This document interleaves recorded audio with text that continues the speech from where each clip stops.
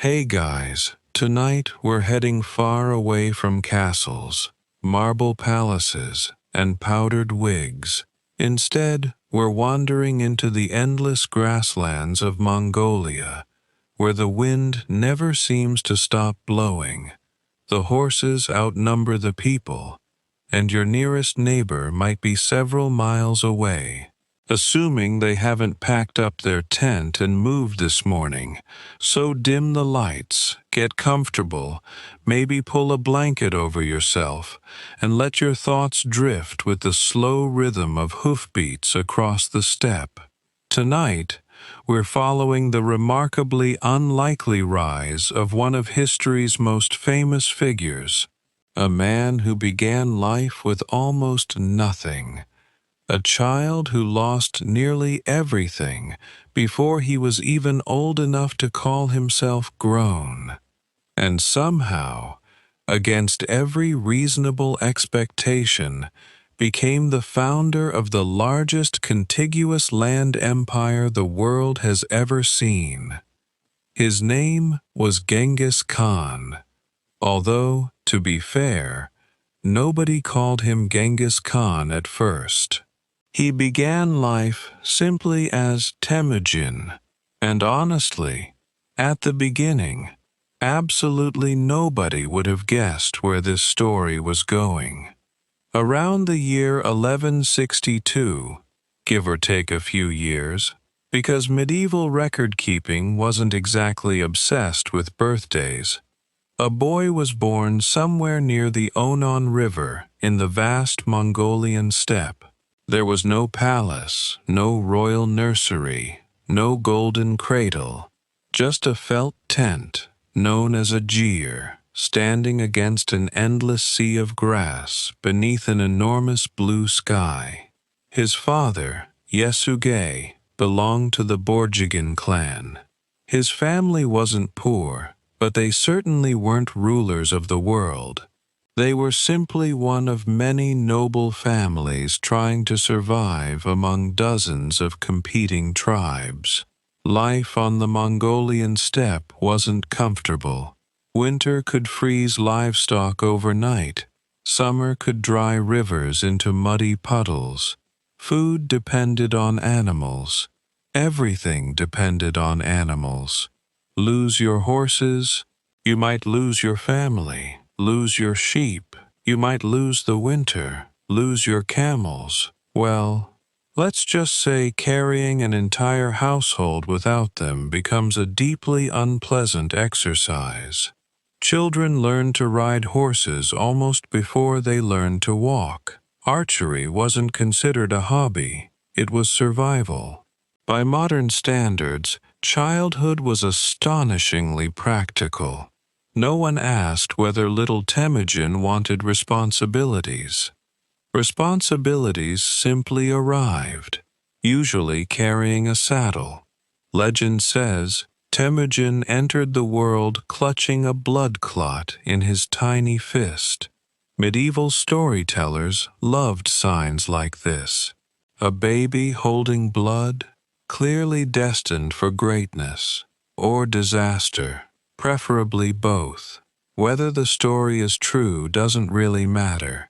It tells us how later generations wanted to remember him, as someone marked by fate from the very beginning. Reality was probably less theatrical. Babies generally have other priorities, mostly sleeping and making adults lose sleep. Temüjin's father spent much of his life navigating the complicated politics of tribal alliances. Marriage wasn't about romance, it was diplomacy. Sometimes livestock, sometimes military partnerships, occasionally both. When Temüjin was around 9 years old, Yesugei took him on a journey to arrange his future marriage. Again, 9 years old, different times. The girl was named Börte. She belonged to another respected family. The children weren't expected to begin married life immediately. Instead, Temüjin stayed with Börte's family while the agreement settled.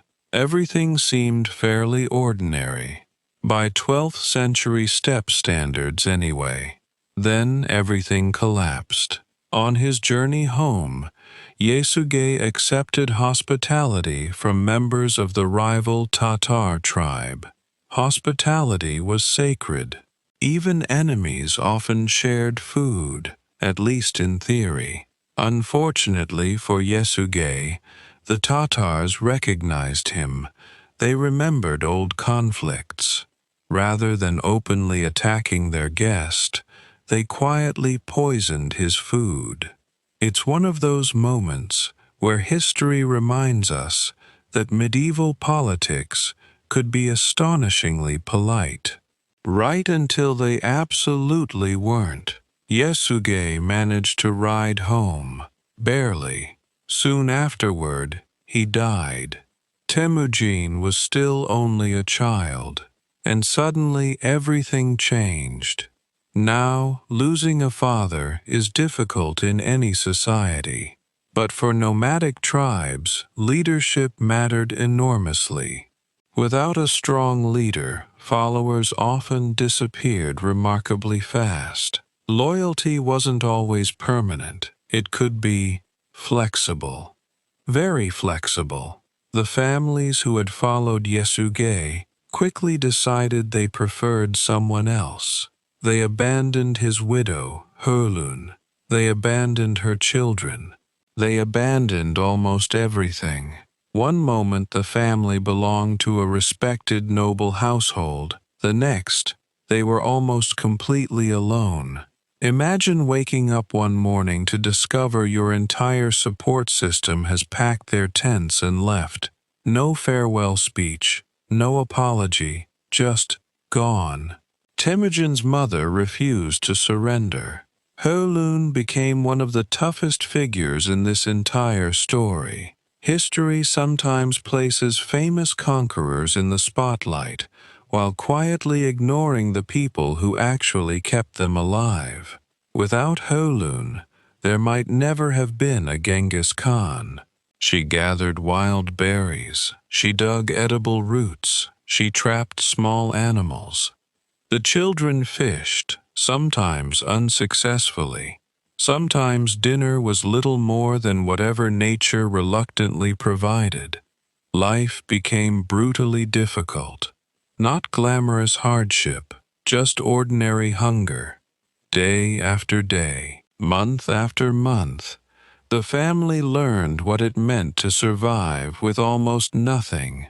It's tempting to imagine this experience immediately transforming Temüjin into a determined future conqueror. Real life usually isn't that tidy. He was simply a hungry boy trying to stay alive. Poverty also created tension inside the family itself. Resources were scarce, very scarce. Temüjin had several half-brothers through his father's earlier marriages. One of them, Börte, gradually assumed authority as the oldest male. That arrangement didn't sit well with Temüjin, especially when food was limited. Accounts suggest Börte claimed larger portions, whether entirely true or somewhat exaggerated by later writers. Resentment steadily grew. Eventually, Temüjin and his younger brother Khasar made a decision that permanently altered the family. They hunted Börte down and killed him, not during a great battle, not defending the tribe, just a bitter family dispute. It's an uncomfortable episode, and historians generally accept that some version of it happened. Temüjin later admitted responsibility. His mother reportedly reacted with horror, understandably. Families argue. This particular argument escalated rather dramatically. The event reveals something important. Temüjin wasn't born a flawless hero. He wasn't endlessly noble. He wasn't a perfect victim. He made harsh decisions very early in life. The steppe often demanded harsh choices. Whether we approve of them is another question entirely. The years continued. Temüjin slowly grew stronger. He learned riding, archery, tracking, negotiation, observation, perhaps most importantly, patience. Patience mattered enormously on the steppe. Everything moved according to seasons: grass, animals, migration, weather. Even revenge sometimes waited for spring. Around this time, another powerful tribal leader named Kurultai decided Temüjin might become dangerous one day. A cautious politician occasionally removes potential rivals before they become actual rivals. It's hardly an original strategy. Temüjin was captured. He wasn't executed. Instead, he became a prisoner. A heavy wooden collar was fastened around his neck. Imagine trying to eat, sleep, walk, or simply scratch your nose. Everything becomes complicated. Prisoners wearing these wooden restraints depended entirely on guards. Escape seemed nearly impossible. Yet, Temüjin watched, waited, listened. He noticed routines. He noticed distractions. He noticed which guards appeared alert and which ones perhaps should have chosen another profession. One evening, an opportunity finally appeared. Rather than panic, he acted. He escaped into the darkness. The search began immediately. The open steppe offers surprisingly few hiding places: grass, hills, rivers. That's about it. Eventually, a man named Sorkin Shira found the fugitive.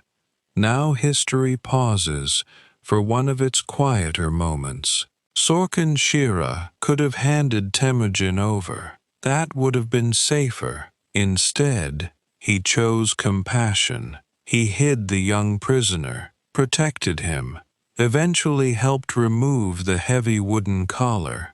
It's a reminder that even during violent centuries, individual acts of kindness quietly shaped history. One anonymous decision, one family willing to take a risk, may have changed the future of Eurasia. Temüjin never forgot those who helped him. Years later, after gaining power, he rewarded Sorkin Shira's family generously. Loyalty once earned mattered deeply to him. Perhaps because he remembered exactly how rare genuine loyalty had once been.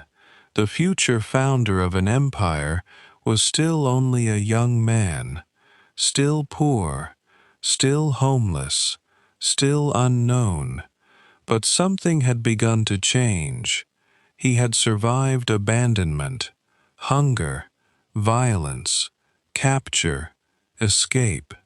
Each hardship became another lesson. Not yet the making of an emperor, but perhaps the making of someone who refused to give up. And on the endless Mongolian steppe, where fortunes could change as quickly as the weather, that stubborn determination was becoming his greatest advantage. The story, however, was only just beginning. In the next part, Temüjin returns to claim his promised bride, Börte, but her kidnapping will set in motion a chain of alliances, betrayals, and unlikely friendships that begin his extraordinary journey toward becoming Genghis Khan. The morning sun rose slowly over the Mongolian steppe, just as it always had. The grass bent gently beneath the wind. Horses grazed without the slightest concern for human politics.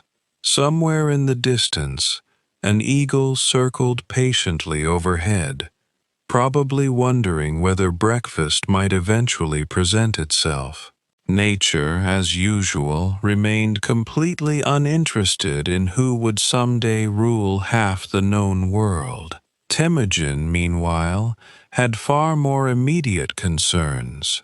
He was no king, no famous warrior, no feared commander.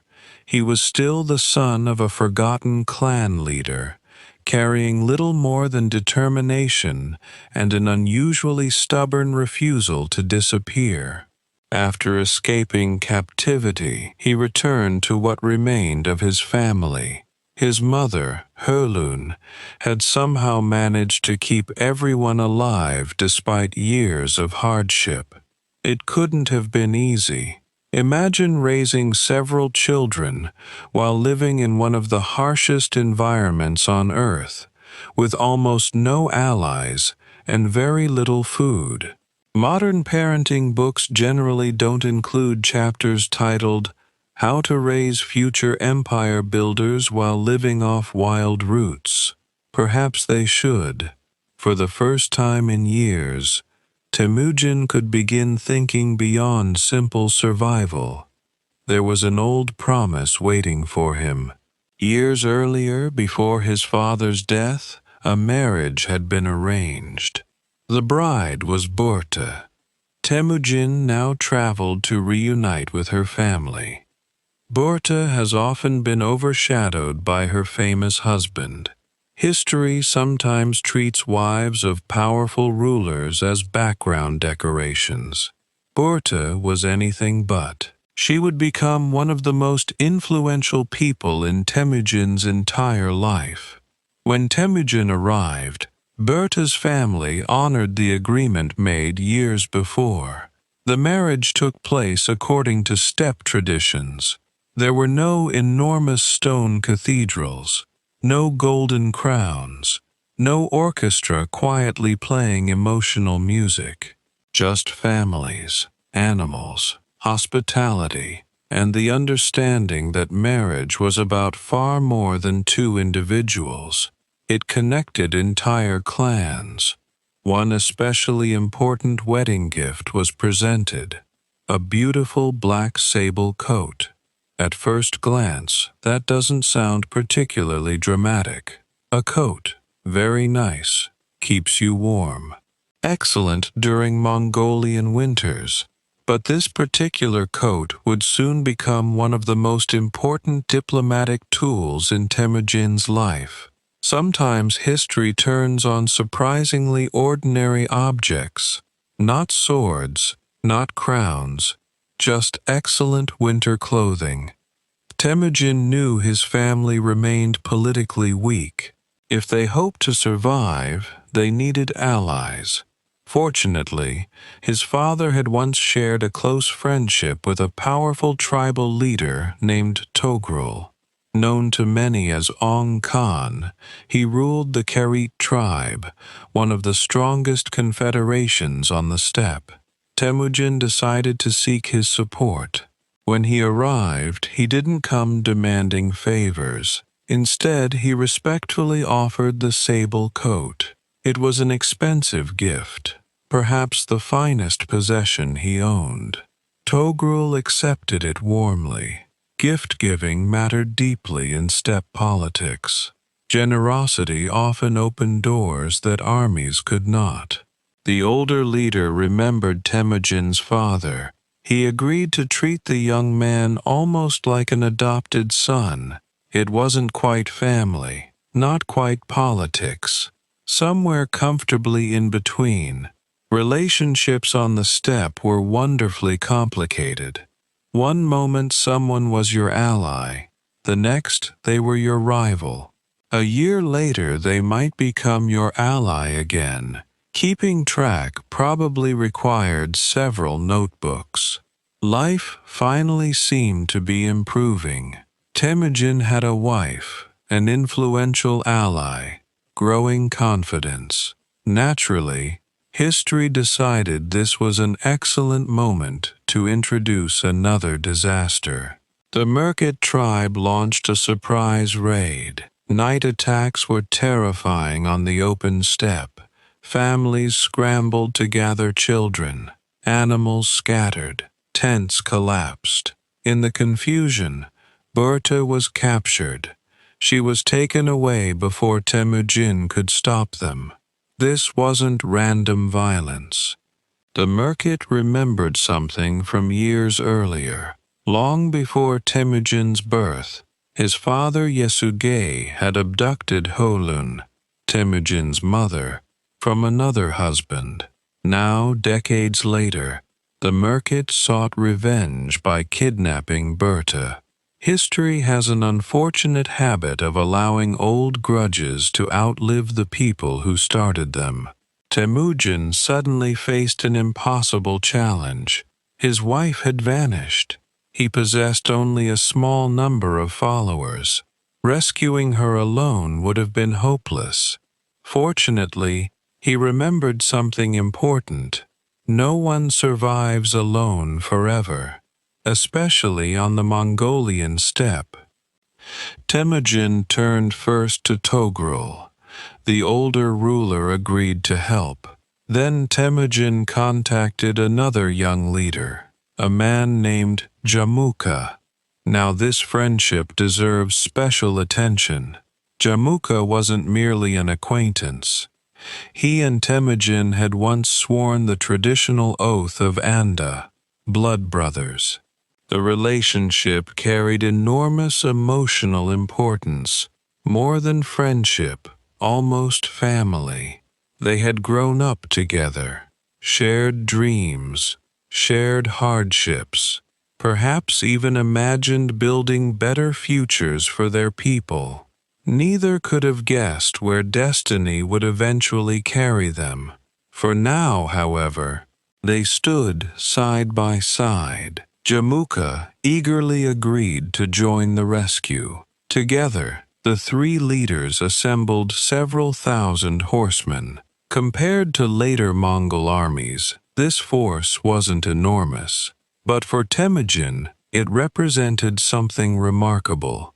People were choosing to follow him, not because they feared him, not because he already ruled them, because they believed in him. Leadership often begins quietly, long before anyone starts calling you great. The rescue campaign moved swiftly. Speed was everything on the steppe. Mounted warriors could travel astonishing distances in very little time. Each rider often controlled several horses, switching between them during long journeys. Fresh horses meant greater endurance. The system looked almost effortless.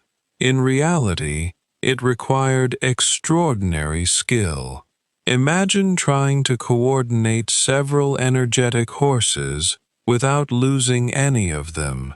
Most of us would probably misplace at least one before lunchtime. Eventually, the Allied force located the merchant encampment. Rather than settling into a long siege, they attacked quickly before dawn. Confusion spread through the camp. The merchants fled in every direction. Among the rescued captives was Börte. Temüjin and Börte were reunited. It was one of the happiest moments of his early life. Yet even here, history remains quietly complicated. Several months later, Börte gave birth to her first son, Yoki. Because of her captivity, questions naturally emerged about the child's biological father. Was Jochi Temüjin's son, or someone else's? Temüjin made a decision that would shape his family forever. He publicly accepted Jochi as his own. No hesitation, no public accusations, no rejection. The boy became part of the family. It was an act of loyalty toward Börte that historians still discuss today. Of course, the whispers never completely disappeared.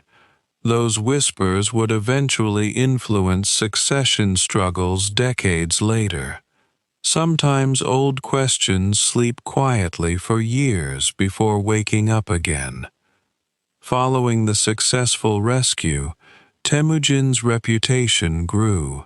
More families joined him. More young warriors offered their loyalty, not because he possessed ancient noble blood alone. Many tribal leaders had noble ancestry. Temujin offered something increasingly rare: fairness. He rewarded ability, not merely birth. If someone proved capable, they could rise.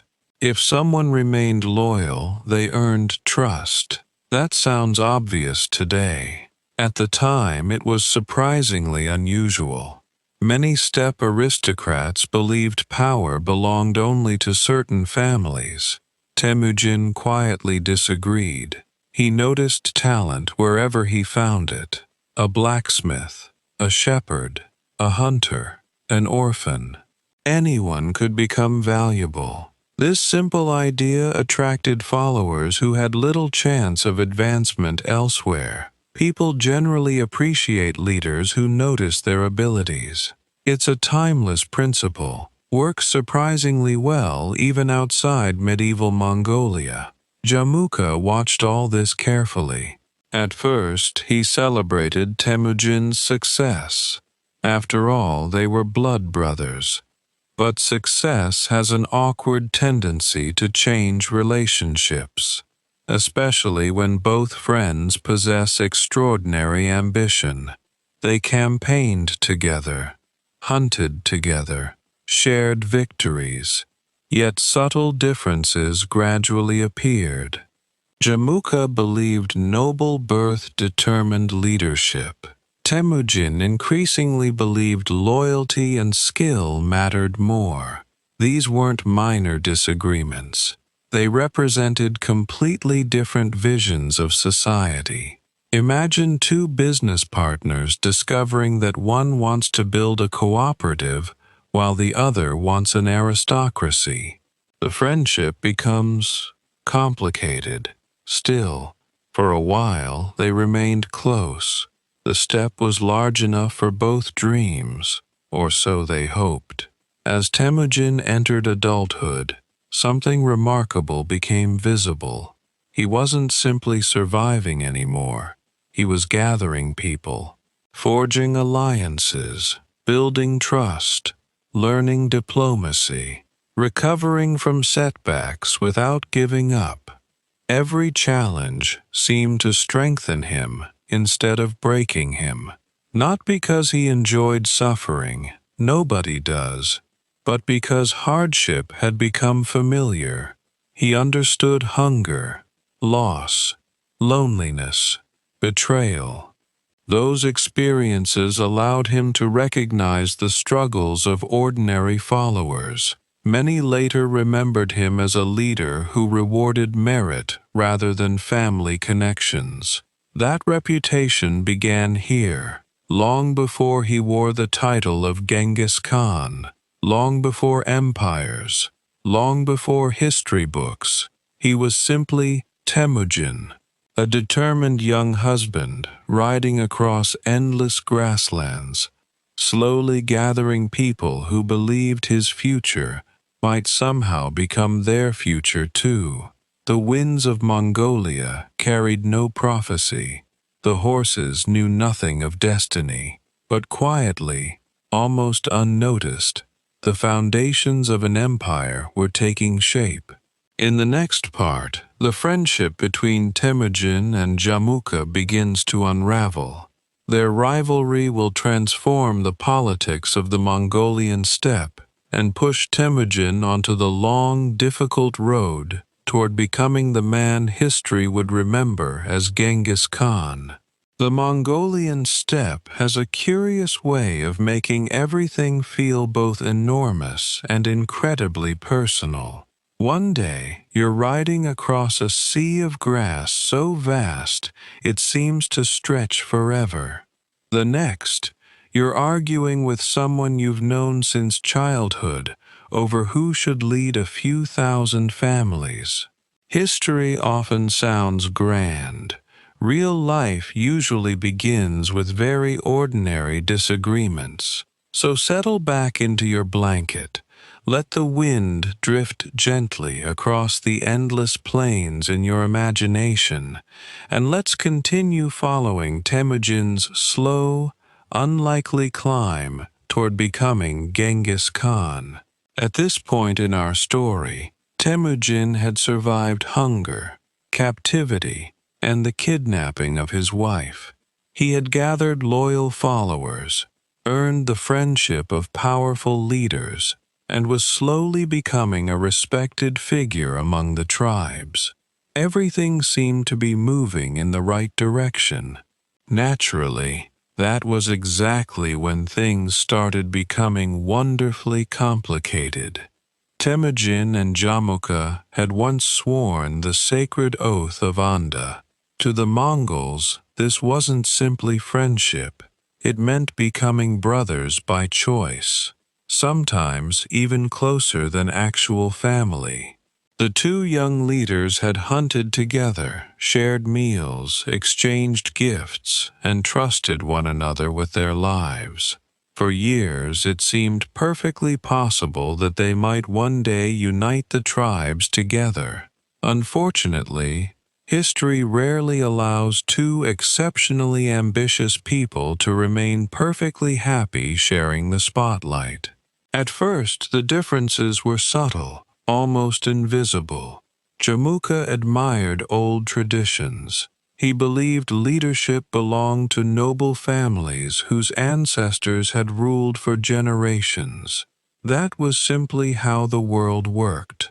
Temüjin respected noble birth, but he respected ability even more. If a shepherd proved brave in battle, Temüjin rewarded him.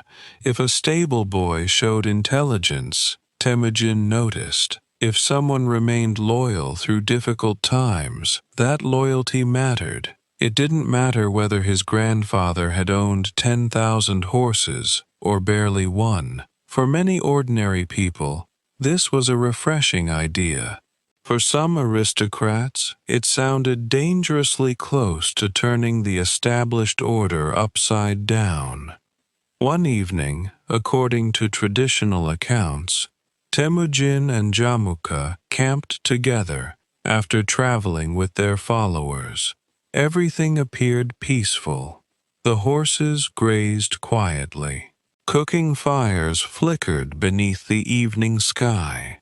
The stars above Mongolia have always been astonishingly bright. Without modern cities, the heavens seem almost close enough to touch. Somewhere during that peaceful night, Jamukha casually suggested where they should camp the following day. His words sounded harmless enough, but Temüjin interpreted them differently. Perhaps he sensed something changing. Perhaps years of hardship had sharpened his instincts. Or perhaps historians later attached deep meaning to an ordinary conversation. Whatever the reason, Temüjin quietly decided to separate his camp from Jamukha's. The next morning, instead of continuing together, he rode away. There were no dramatic speeches, no shouting, no theatrical betrayal, just two old friends taking different paths across the endless grasslands. Sometimes friendships don't end with an explosion. Sometimes they simply drift apart. That quiet separation soon became much larger than either man probably expected. Families began choosing sides. Some followed Jamukha, others joined Temüjin. Entire clans debated which leader offered a better future. Imagine an election, except everyone owns horses, carries bows, and occasionally settles political disagreements while galloping at remarkable speed. The Mongolian tribes were remarkably practical. People often supported whichever leader seemed strongest, fairest, or most capable of protecting them. Temüjin's reputation continued growing. Many poorer families admired his willingness to promote talent. Young warriors saw opportunities unavailable elsewhere. Even experienced commanders noticed something unusual about him. He listened. That sounds almost disappointingly ordinary, but listening is surprisingly rare among ambitious leaders. Temüjin asked experienced hunters about terrain. He consulted older warriors about strategy. He accepted useful advice. He wasn't always right, but he was willing to learn. That quality slowly attracted capable people. Jamukha, meanwhile, remained enormously respected. He wasn't some cartoon villain waiting patiently for dramatic music. He was intelligent, charismatic, well-connected. Many influential nobles considered him the rightful leader. From their perspective, Temüjin's ideas seemed unsettling. Imagine spending generations believing noble birth determines authority. Then someone arrives saying talent matters more. You might feel slightly uncomfortable, perhaps very uncomfortable. The disagreement between the two men wasn't simply personal anymore. It became ideological. What kind of society should exist on the steppe? One built upon inherited privilege, or one that rewarded loyalty and ability? The answer would reshape Central Asia. Eventually, tension became impossible to ignore. The two leaders met in battle. Historians generally identify this as the Battle of Dahlan Baljut. The exact location remains uncertain. The steppe has a habit of changing over centuries. Grass grows, rivers shift, memory fades. But the consequences of the battle remained unforgettable. Temüjin lost, quite badly. For perhaps the first time since gathering substantial support, he experienced genuine military defeat. His followers scattered. Many were captured. Others fled across the plains. Jamukha emerged victorious.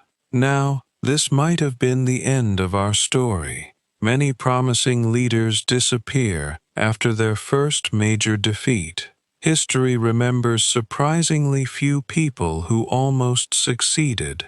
Temüjin, however, had developed a habit of surviving situations that should have finished him. It had become something of a personal specialty. After the battle came one of the darker episodes associated with Jamukha.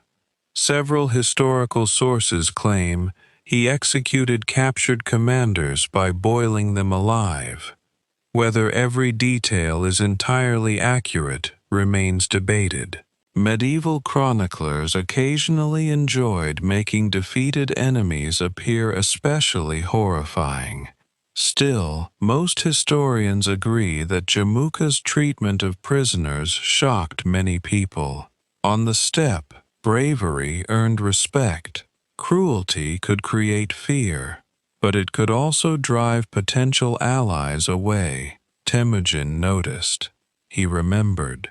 Years later, he would deliberately encourage captured enemies to join him if they proved loyal. Not always, of course. History is rarely that gentle. But compared with many rulers of the era, he often showed remarkable pragmatism. A skilled enemy could become a valuable friend. Dead people generally contribute less. It wasn't kindness alone, it was practical politics. Still, practical mercy often works surprisingly well. Following his defeat, Temüjin didn't disappear into isolation. Instead, he quietly rebuilt, again. If this story has a recurring theme, it's probably this. Temüjin falls down. Temüjin gets back up. Repeat as necessary. He visited smaller tribes. He renewed old friendships. He rewarded those who remained loyal despite hardship. Interestingly, some people respected him even more after defeat. Why? Because he hadn't abandoned them. Leaders often reveal their character when everything goes wrong. Anyone can appear confident while winning. Recovering after failure is considerably harder. Temüjin seemed unusually capable of exactly that. Around this period, another important habit became increasingly obvious. Whenever talented individuals from defeated tribes offered sincere loyalty, Temüjin accepted them. He didn't obsess over family background. He didn't demand perfect ancestry. He wanted competence. One future general had once been an enemy archer. Legend says this warrior admitted that he had shot Temüjin's horse during battle. Instead of punishing him, Temüjin admired his honesty and courage. Eventually, that man became one of his trusted commanders. Whether every detail of the story happened exactly as later writers described, the lesson reflects Temüjin's leadership style remarkably well. He valued honesty, even uncomfortable honesty, especially when combined with skill. Modern employers might appreciate similar qualities, although perhaps with fewer arrows involved. Meanwhile, Börte remained an important source of stability. While Temüjin spent long months traveling, negotiating, and campaigning, she managed household affairs with remarkable competence. She advised him privately, helped organize family alliances, raised their growing children. Historical records often mention her with unusual respect. Many scholars believe Temüjin trusted her judgment deeply. Unlike many medieval rulers who treated wives primarily as political symbols, Temüjin appears to have regarded Börte as a genuine partner. Not every decision came from him alone. Empires, even future ones, rarely depend upon a single individual. As months turned into years, Temüjin's circle continued expanding. Veteran warriors, young horsemen, hunters, craftsmen, former rivals, even entire families who had once opposed him.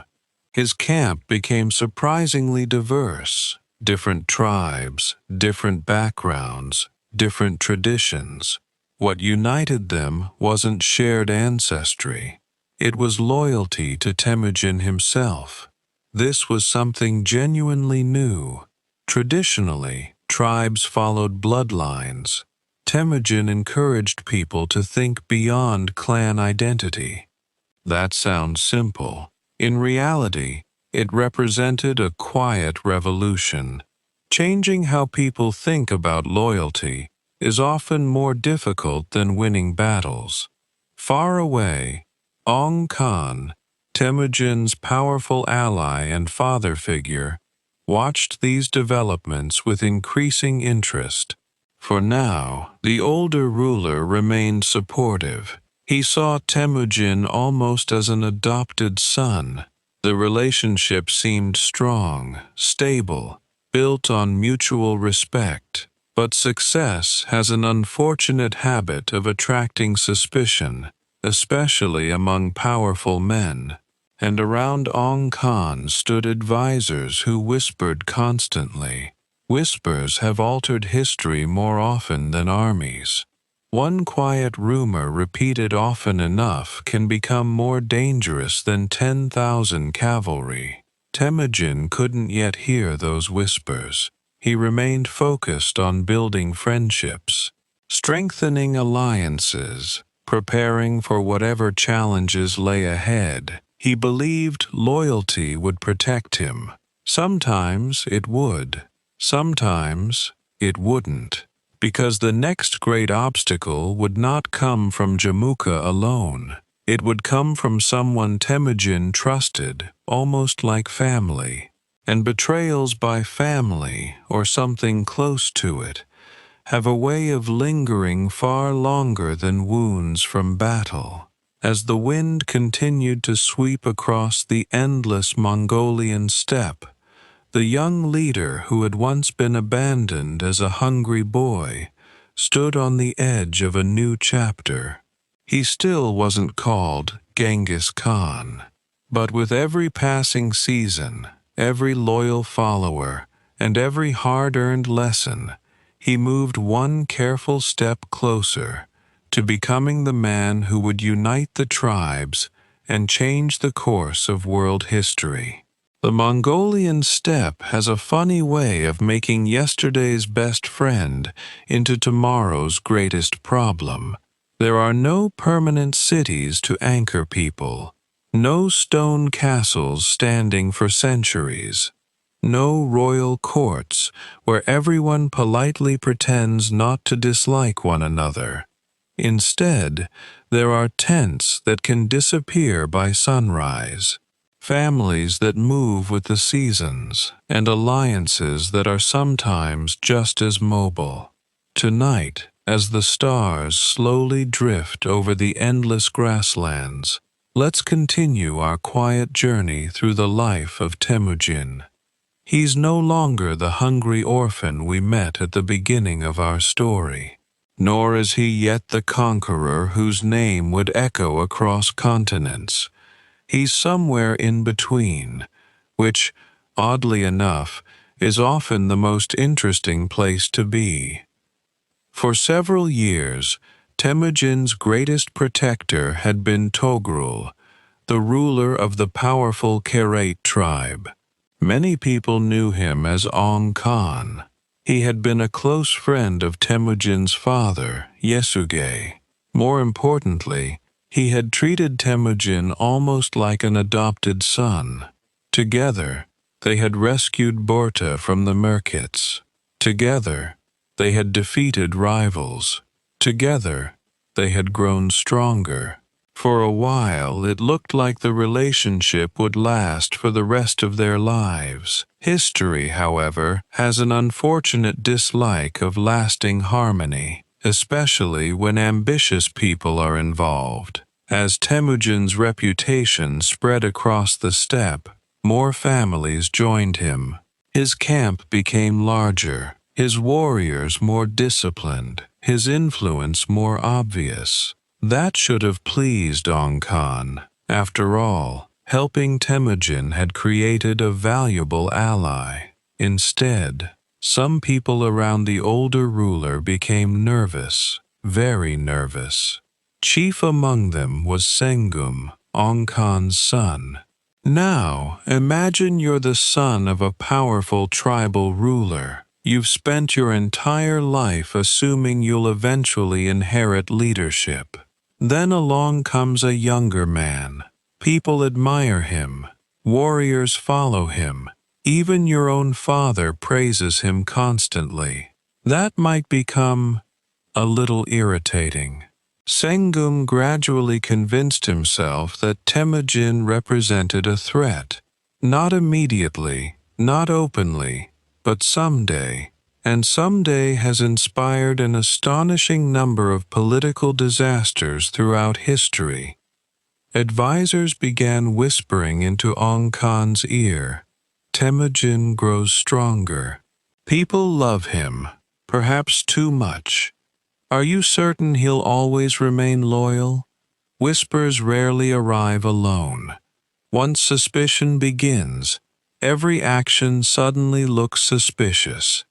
If Temüjin wins a battle, perhaps he's becoming too ambitious. If he gathers followers, perhaps he's preparing a rebellion.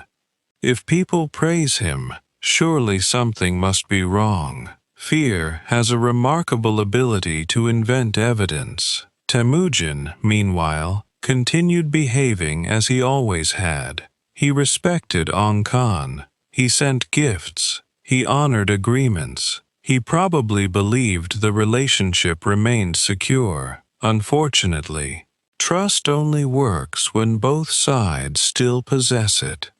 Around the year 1203, Discussions began about strengthening the alliance through marriage. Temüjin proposed that his family and Ong Khan's family become connected even more closely. It sounded perfectly reasonable. Political marriages were common. They prevented wars, or at least postponed them until after the wedding feast. Instead of accepting the proposal, Sengum reportedly saw an opportunity. If Temüjin came to celebrate, he could simply be killed. Problem solved. Rather an extreme response to a wedding invitation. Temüjin prepared to travel. Fortunately, loyal friends learned of the plot. Messengers hurried across the steppe. Warnings reached Temüjin before he arrived. He immediately turned back. Sometimes the most successful military strategy is simply deciding not to attend the party. The betrayal stunned him. This wasn't Jamukha. This wasn't an old enemy. This was Ong Khan, the man he had trusted almost like a father, the man who had once helped rescue Börte, the man whose protection had allowed him to rebuild his life. It must have felt deeply personal, yet Temüjin didn't collapse into despair. By now, hardship had become strangely familiar. Instead of surrendering, he gathered those followers who remained loyal. The situation looked bleak. Some clans abandoned him. Others hesitated. Many simply waited to see who would win. History often remembers great leaders. It remembers loyal followers a little less. It almost never remembers those who quietly waited on the fence until the outcome became obvious. There have always been plenty of those. Temüjin found himself outnumbered. His supplies were limited. His people were exhausted. Some accounts describe them surviving on little more than roots, wild plants, and whatever game they could hunt. Oddly enough, it wasn't the first time. Years earlier, after his father's death, hunger had nearly destroyed his family. Now hunger returned. Only this time, he possessed experience. He understood how to survive. Perhaps that made all the difference. Difficult childhoods rarely feel useful while you're living them. Occasionally, many years later, they unexpectedly become preparation. Temüjin also understood something about human nature. People don't simply follow strength, they follow confidence. Even during hardship, he continued speaking about the future, about unity, about loyalty, about building something larger than any single tribe. Those ideas resonated with many ordinary families. For generations, tribal warfare had been almost constant. Raid, counter-raid, revenge, another revenge, occasionally revenge for the previous revenge. It became exhausting. Temüjin offered something different. Not peace exactly, but stability. If the tribes united under one leadership, perhaps endless feuding might finally end. That vision attracted people, especially those who had grown tired of watching relatives die in conflicts that nobody even remembered starting. Eventually, confrontation became unavoidable. Temüjin's forces met Ong Khan's armies. The exact movements remain debated by historians. Medieval Mongolian sources occasionally resemble family stories passed around campfires. Details shift. Conversations become more dramatic. Heroes somehow always appear exactly where needed. Still, the general outcome is clear. Temüjin won, not through overwhelming numbers, not through impossible miracles, through discipline, mobility, planning. And perhaps because many of Ong Khan's followers no longer believed their leader completely, loyalty weakened, Temüjin strengthened. That difference proved decisive. Ong Khan fled. The once mighty ruler wandered across unfamiliar territory seeking refuge. Imagine the irony. For years he had commanded thousands. Now he traveled almost alone. Eventually, according to traditional accounts, he encountered soldiers from another tribe. They asked who he was. He gave his name. The soldiers didn't believe him. Why would the famous Ong Khan be traveling without an army? Assuming he was lying, they killed him. It is one of history's quieter tragedies. A powerful ruler survives countless battles, only to die because strangers refuse to recognize him. History can be strangely indifferent. With Ong Khan gone, the Kharit Confederation collapsed.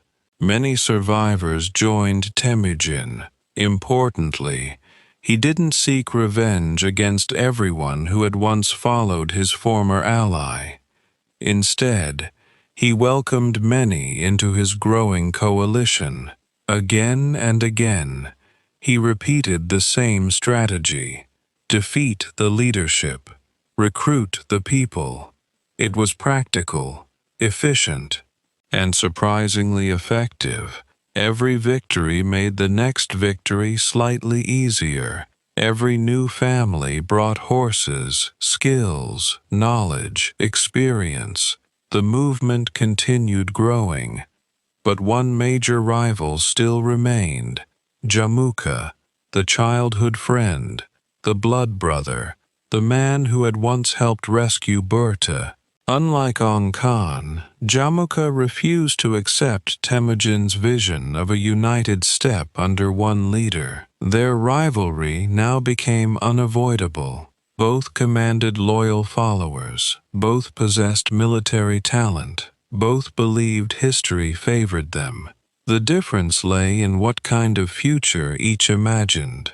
Jamukha defended the traditional aristocracy. Temüjin increasingly built a society where ability mattered more than ancestry. Modern historians sometimes describe this as one of the earliest merit-based political systems among the nomadic tribes. It wasn't equality in the modern sense, far from it. But compared with many neighboring societies, it was remarkably flexible. A common shepherd could become a respected commander. That possibility inspired remarkable loyalty. As Temüjin's victories multiplied, something subtle changed. People stopped seeing him as merely another tribal chief. They began speaking about him differently. His authority stretched across multiple tribes. Old rivalries slowly faded beneath a larger identity. For perhaps the first time in generations, thousands of nomadic families began thinking of themselves as part of something greater than their individual clans. This transformation didn't happen overnight. It happened one alliance at a time, one battle at a time, one act of loyalty at a time. Empires, despite appearances, rarely begin with grand declarations. They begin with small decisions repeated consistently. By now, Temüjin had traveled an astonishing distance from the frightened boy abandoned after his father's death. He had survived starvation, escaped captivity, rescued his wife, lost battles, won battles, outlived betrayals, forged new friendships, built a growing coalition from dozens of different peoples. The lonely orphan had become the strongest leader on the Mongolian steppe, yet his greatest test still lay ahead. One final rival remained: Jamukha, the friend who had become an enemy, the brother who had chosen another road. Their final confrontation would determine not only who ruled Mongolia, but whether the tribes could truly unite for the first time in history. And only after that victory would Temüjin receive the name by which the entire world would remember him, Genghis Khan. That unforgettable moment is where our story will continue in Part 5. The Mongolian steppe was unusually quiet, or perhaps it only seemed that way. When you've spent years riding from one conflict to another, even an ordinary morning can feel strangely peaceful. The grass still swayed beneath the wind. Wild horses still wandered across the valleys. Shepherds still guided their animals exactly as their grandparents had done. The sky remained impossibly blue. Nature, as always, carried on without the slightest concern for human ambition. Yet beneath that endless sky, something extraordinary was about to happen. Not in a palace, not in a marble throne room, not beneath stained glass windows or glittering chandeliers, just on the open grasslands, exactly where the Mongols felt most at home. Tonight, let's continue our slow journey through the remarkable rise of Temüjin. He's almost reached the point where history stops calling him by his childhood name. Almost. But before that happens, one last old friendship must come to an end. Jamukha had watched Temüjin's influence grow for years. Clan after clan had accepted his leadership. Former enemies had become loyal followers. Entire tribes had joined his cause. To Jamukha, this wasn't merely disappointing. It was deeply personal.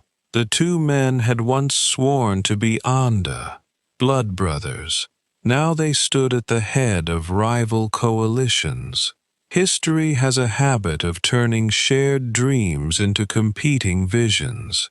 Neither man had probably imagined such an ending when they were young riders camping beneath the stars. Yet here they were, each convinced that the future depended on his own leadership. Unlike earlier conflicts, this rivalry was no longer about a single tribe. Nearly the entire Mongolian steppe had become involved. Smaller clans carefully watched events unfold. Many still hesitated. Whoever won would likely become the dominant ruler of Mongolia. Choosing the wrong side could mean losing everything. Families debated. Warriors compared leaders. Older chiefs remembered ancient loyalties. Younger fighters admired new opportunities. It was, in many ways, a political contest as much as a military one. Temüjin continued emphasizing loyalty and merit. Jamukha defended noble traditions. The choice represented two different futures. As months passed, Jamukha's position slowly weakened. Some of his own supporters quietly slipped away during the night. Others openly joined Temüjin. The reasons varied. Some admired Temüjin's leadership. Others appreciated his fairness in dividing captured animals and supplies. Many respected his willingness to promote talented people regardless of birth. A few probably just preferred backing the man who seemed more likely to win. Human nature hasn't changed very much over 8 centuries. Success tends to attract additional success. Temüjin also introduced reforms that seemed surprisingly modern for the time. Instead of organizing people purely by tribal identity, he increasingly grouped warriors into military units based on loyalty and efficiency. A commander might lead men from several different tribes. That was unusual. Traditionally, tribes fought alongside their own relatives. Temüjin deliberately mixed them together. It reduced old rivalries. It encouraged cooperation. Most importantly, it made everyone's first loyalty belong to the larger army rather than a single clan. It was a subtle change, but subtle changes often produce enormous consequences. Eventually, Jamukha found himself isolated. One by one, allies disappeared. Some surrendered peacefully, others simply went home. A few continued resisting. The exact details differ among medieval sources, but most agree on what happened next. Jamukha's own followers betrayed him. Think about that for a moment. Not defeated by an enemy charge, not captured after a dramatic last battle. Instead, delivered by the very people still riding beside him. Apparently, they hoped Temüjin would reward them. History is filled with people making remarkably poor career decisions. This was one of them. When Jamukha was brought before Temüjin, something unexpected happened. Temüjin was furious, not at Jamukha, at the men who had betrayed him. According to the secret history of the Mongols, Temüjin believed loyalty mattered above almost everything else. If men would betray their own leader once, why wouldn't they eventually betray him as well? The traitors expected gifts. Instead, they were executed. It sent a powerful message across the steppe. Temüjin valued loyalty more than convenient betrayal, even when that loyalty belonged to his greatest rival. It was an unusual decision, perhaps even shocking, but it reflected the principles he had been developing for years. Then came one of the quietest conversations in medieval history, at least, as later chroniclers remembered it. Jamukha and Temüjin finally met again. No armies, no battle formations, just two former friends, two men who had once dreamed beneath the same sky. Jamukha reportedly accepted reality. He understood that Temüjin had won. He also knew that living as a defeated rival would almost certainly create future conflict. According to tradition, he made one final request. He asked to die without blood being spilled. Among many steppe peoples, allowing blood to remain inside the body carried symbolic importance. Temüjin honored the request. The exact method remains uncertain. Some accounts suggest his back was broken. Others describe different possibilities. Whatever happened, Jamukha's death marked the end of an era. Temüjin had lost his greatest rival, perhaps also the last person who truly understood the young man he had once been. Victory can feel strangely lonely. With Jamukha gone, resistance across the steppe rapidly diminished, for the first time in generations. Most of the Mongolian tribes recognized one leader. That achievement alone was extraordinary. For centuries, outsiders had viewed the steppe as a patchwork of competing clans. Now, unity seemed possible. Not perfect unity. History rarely offers perfection, but enough unity to change the world. In the spring of 1206, tribal leaders gathered for an enormous assembly.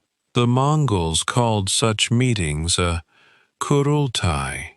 Imagine thousands of riders arriving from every direction, horse herds stretching across the plains, smoke rising from hundreds of cooking fires, children running between tents, merchants trading goods, warriors sharing stories late into the evening. It must have looked less like a formal political conference and more like an entire civilization coming together beneath the open sky. There were no stone parliament buildings. The steppe itself served as the meeting hall. During the gathering, the assembled leaders reached an historic decision. Temüjin would become the supreme ruler of the united Mongol people. He received a new title, Genghis Khan. The exact meaning remains debated even today. Some historians believe it means universal ruler. Others suggest oceanic ruler, symbolizing vastness without limits. Still others argue that its original meaning has simply been lost over time. Medieval languages occasionally keep their secrets. Whatever the precise translation, the title represented something entirely new. Temüjin, the struggling orphan, no longer existed. Genghis Khan had been born. Imagine standing there that day, looking across the endless grasslands. Would anyone have guessed what came next? Probably not. The assembled chiefs certainly knew they had chosen a powerful leader. They expected victories, perhaps expansion against neighboring tribes, maybe stronger trade, better security, reasonable goals. Nobody could have predicted that within a few decades, Mongol horsemen would ride from the Pacific Ocean to Eastern Europe. Sometimes history's greatest turning points appear surprisingly ordinary while they're happening. Receiving the title wasn't the end of Genghis Khan's work. In many ways, it was the beginning. He immediately turned his attention toward organization. Winning power is one challenge. Keeping it is another entirely. He reorganized the army into a strict decimal system, units of 10 men, 100, 1,000, 10,000. Every soldier understood exactly where he belonged. Orders moved efficiently. Discipline improved. The structure reduced confusion during campaigns. Modern military historians often admire its remarkable simplicity. Good organization may sound boring, until you realize it helps build one of history's most effective armies. Promotion also changed. Birth still mattered in some cases, but ability mattered more. A skilled commander from humble origins could outrank someone born into a famous family. This annoyed certain aristocrats. Quite a lot, actually. But it inspired fierce loyalty among ordinary warriors. For perhaps the first time, many believed courage and competence could genuinely improve their lives. That belief became one of Genghis Khan's greatest strengths. He also established clear laws and expectations. Many historians refer to this legal code as the Yasa, although its exact contents remain uncertain because no complete version survives. Even so, contemporary accounts agree on several principles. Loyalty was rewarded. Theft received harsh punishment. Military discipline became absolute. Religious practices were generally tolerated. Messengers received protection. Merchants found increasing security along trade routes. For a man, often remembered only as a conqueror, Genghis Khan devoted remarkable attention to administration. Empires cannot survive on cavalry alone. Someone eventually has to organize supplies and paperwork. Even history's greatest horsemen could not escape bureaucracy forever. As the great gathering slowly came to an end, thousands of riders returned home across the endless plains. They carried exciting news. The tribes were united. One leader stood above all others. The age of constant internal warfare was finally fading. A new chapter had begun.